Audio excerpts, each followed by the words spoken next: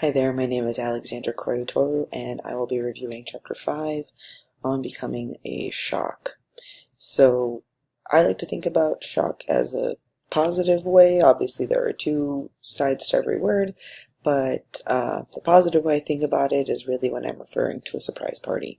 Oh my god, she was so shocked. That's not what we're going to be talking about. Shock will be referring to more of a negative or bad behaviors and how our society has dealt with it from many years ago to currently. So really, we're going to be talking about the first point is about punishment having side effects. So of course, with every bad things that happen, there's kind of like a reaction, and that's the side effect.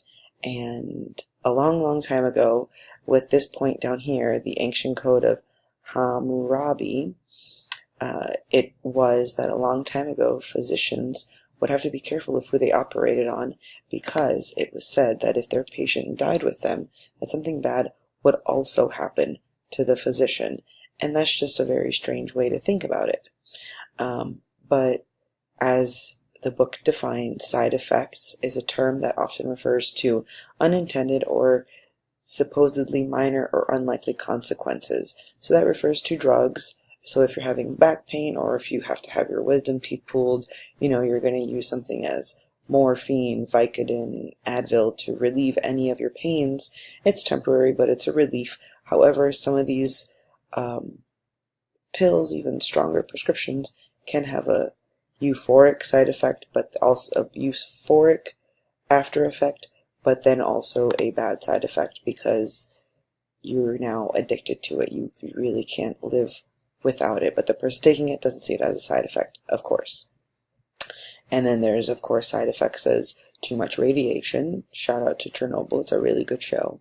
Too much radiation, it will either kill you instantaneously, or you'll just have so many side effects for many years to come. And then the next section talks about from bad to worse, how new punishers are made. And so, basically, we expect to see people stop doing anything that produces life-threatening consequences: pain, extreme heat or cold, excessive loud or shrilling noises, or glaring lights. And so I think that's what we all kind of experience in our day-to-day lives, and that's this chapter will describe later on of how that's how we've become adaptable to the world. That you go in a classroom, and one of my classroom rules is we have indoor voices, and I practice with my students. Outdoor voices, you can scream, you can shout, you can be all the silly that you want. Indoor voices and indoor bodies are just slower feet, talking normal voices. We're silly, but we can still follow the rules. So it's not quite life-threatening, but I'm conditioning them for society purposes. And so it says here that their ability to stop behaviors in its tracks does usually depend on any other circumstances. They and we come out that way. So, pardon me. So the word, those are called natural punishers. And such as no is a natural punisher, as we talked about in the first chapter.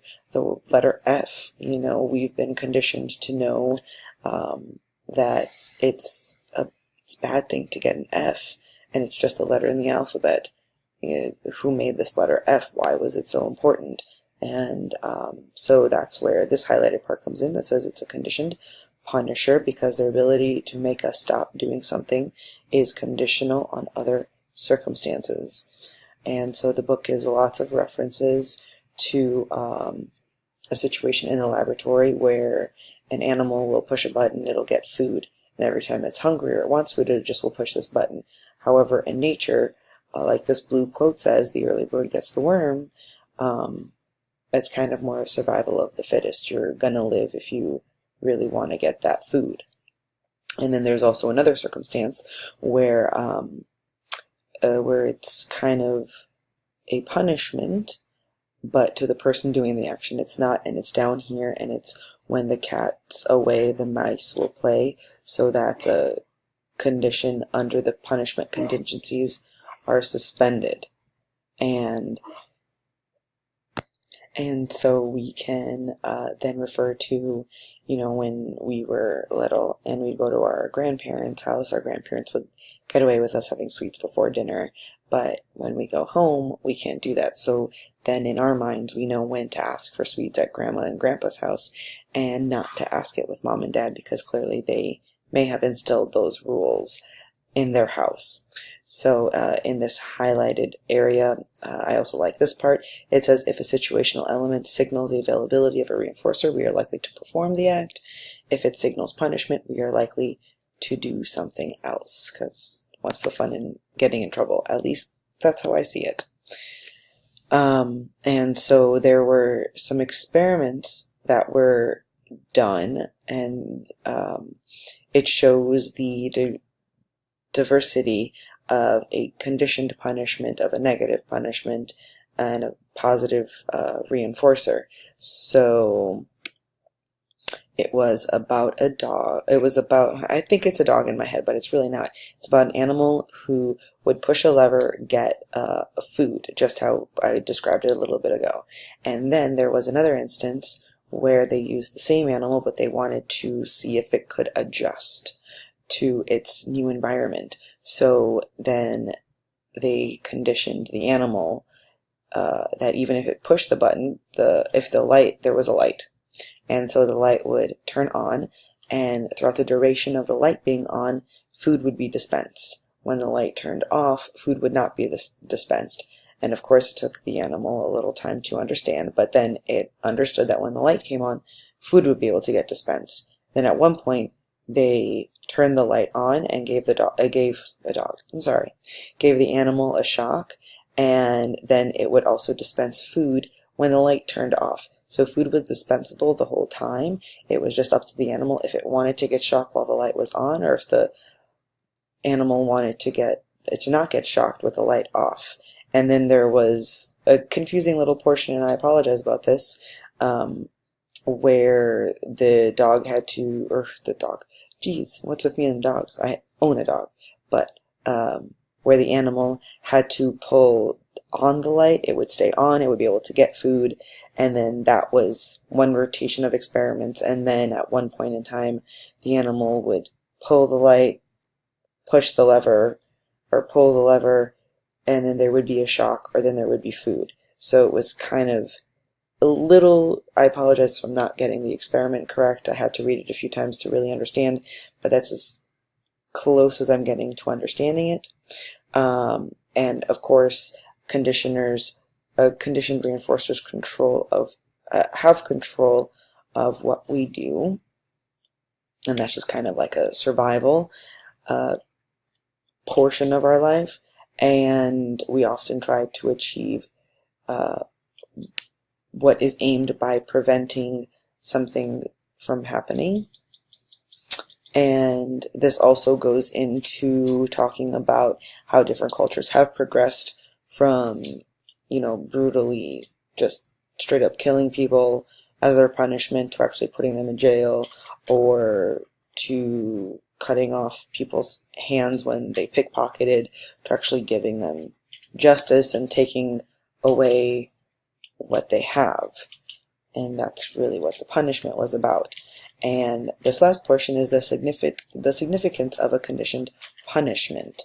So new reinforcers and punishers are created this way by signaling other reinforcers and punishers. So it's about, like, if you hear a bag of chips opening, you're like, oh cool, I'm gonna get some chips.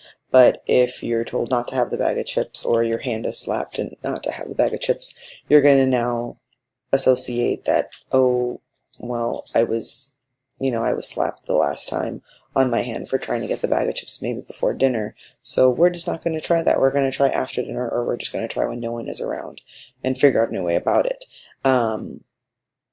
But I really like this part at the bottom of the page, with the addition of new punishing elements to our environment. However, our lives become potentially less satisfying and more desperate, as in there is less things to be free about, is the way I took that. And I really liked this part. This is why conditioned punishment is a toxic side effect of punishments. And so you have too much punishment, you're really just not going to get the result that you want. If a kid is failing in school, not getting teacher attention, overall just being disciplined not in the proper way or not in a productive way, that student is absolutely not going to like school, graduate from school, come back to school. And so the last little quote of the night is, all the side effects that shocks generate, we too will generate. Anyone who uses a shock becomes a shock. So part of my question, and it's over here, it's just off to the side. Do you think all conditioned punishment is a toxic side effect of punishment, or is it a learning tool depending on the situation? So I was thinking about, for instance, and I don't want to manipulate anyone's answers, but the way I would answer this is my parents have just told me after parent-teacher conferences that they use me as a conditioned punishment in their house. They didn't use that exact vernacular, but it didn't sound very nice. Like, kind of sounded like they're making me a toxic name in their household. And so they use my name at home to motivate their kids into doing something. Going poop in the potty, which is a struggle for my 4-year-olds. Cleaning up or acting good for their parents. I know I have a structured classroom and I redirect my students and I help and I assist them in any way I can, and to help develop their brains to problem solve and do all this stuff. But I personally don't think I should be a conditioned punishment in a household. Have you guys come across this, and what do you think? Is conditioned punishment truly toxic? Thanks.